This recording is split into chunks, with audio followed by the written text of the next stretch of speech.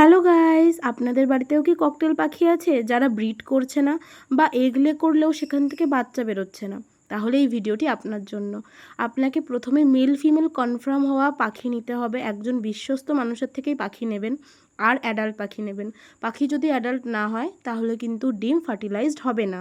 পাখিকে ব্রিডিংয়ে বসানোর আগে থেকেই তাদেরকে সফট ফুড খাওয়ানোর অভ্যাস করতে হবে। সফট ফুডে আপনি সেদ্ধ ভাত, ডিম সেদ্ধ, গাজর গ্রেট করে আর গম সিদ্ধ, ছোলা ভেজানো ইত্যাদি দিতে পারেন। এগুলো খেলে পাখির হেলথ ভালো থাকবে আর পাখি ভালো ডিম বাচ্চা করবে। পাখিকে বছরে একবার ডিওয়ার্মিং করাতে হবে। যদি আপনারা না জেনে থাকেন ডিওয়ার্মিং কী, তাহলে আমাকে কমেন্ট করবেন, আমি এটার উপরে ডিটেলস ভিডিও বানাবো। ডিওয়ার্মিংটা কিন্তু খুব দরকার। ডিওয়ার্মিং করানোর পরে পাখিকে কিন্তু ক্যালসিয়াম আর ভিটামিনের কোর্স অবশ্যই করাতে হবে।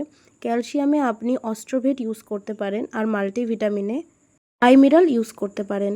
দুটোই খুব ভালো ওষুধ। আর যদি আপনারা না জেনে থাকেন এগুলো কী, তাহলে আমাকে কমেন্ট করুন, আমি দেখিয়ে দেব। পাখিকে অবশ্যই 3-1.5 সাইজের খাঁচায় রাখতে হবে আর খুব প্রাইভেসি দিতে হবে, তবেই পাখিরা ব্রিড করবে। তাহলে কমেন্টে জানান এই ভিডিওটা আপনাদের জন্য ইনফরমেটিভ ছিল কি না।